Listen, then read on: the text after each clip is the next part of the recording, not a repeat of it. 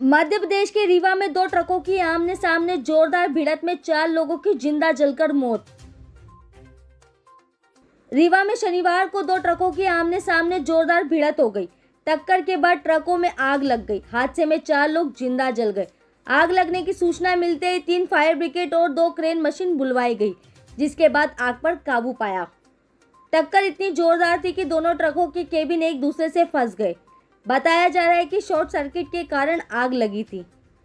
Truck में से 4 लोगों के शव निकाले गए, जिनमें से 3 लोगों के शवों की शिनाख्त हो गई और एक व्यक्ति की शिनाख्त नहीं हो सकी।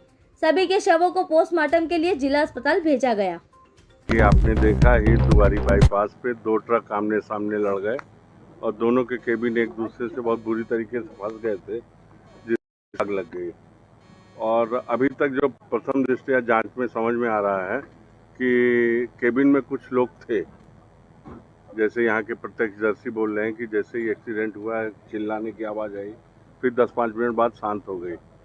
आप खुद ही देख रहे हो 3-4 फायर ब्रिगेड प्लस बड़ी वाली क्रेन 2-2 मंगा के किस तरीके से अलग किया गया और बड़ी ही दुखद और बड़ी घटना है। अब संख्या कितनी हो सकती है ये अभी नहीं बता पाऊंगा।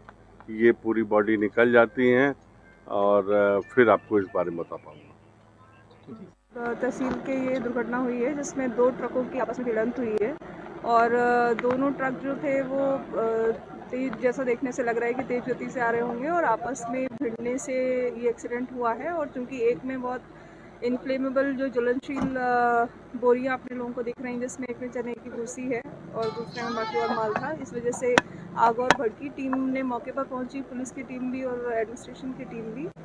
तो जो आग बुझाई गई है, आग बुझाने के बाद जो उसमें ड्राइवर और उनके खलासी रहे होंगे, उनकी बॉडी को हम लोग रिकवर करने का प्रयास कर रहे हैं। अभी तक एक बॉडी रिकवर हुई है और सामने से देखने से ये लग रहा है कि उसमें 2 बॉडी और है।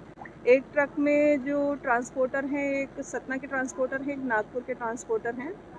तो नागपुर से टीम का भी संपर्क लगातार चल रहा है। सतना की टीम ने बताया कि उनके ट्रक में एक ड्राइवर था सिर्फ, वो बॉडी सामने दिख रही है। तो लगातार टीम उसमें जो रेस्क्यू ऑपरेशन है वो जारी है और हम लोग प्रयास करेंगे कि जल्दी से जल्दी ये बॉडीज रिकवर हों और आगे की कार्रवाई करें। मैडम, स्थानीय लोगों का कहना है कि चोराटा की तरफ से जो ट्रक आ रहा था उसकी अब ये रेस्क्यू का काम है, इसके बाद ये सब चीज़ें डिटेल्ड इंक्वायरी में पता चलेंगी कि क्या रीज़न रहा था।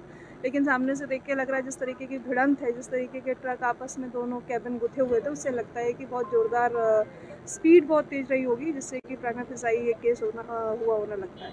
मृतकों की मौत की रेस्क्यू ये हम लोग अभी कर रहे हैं। जैसे ही रेस्क्यू खत्म हो जाएगा तो उस पर इस विषय पर भी विचार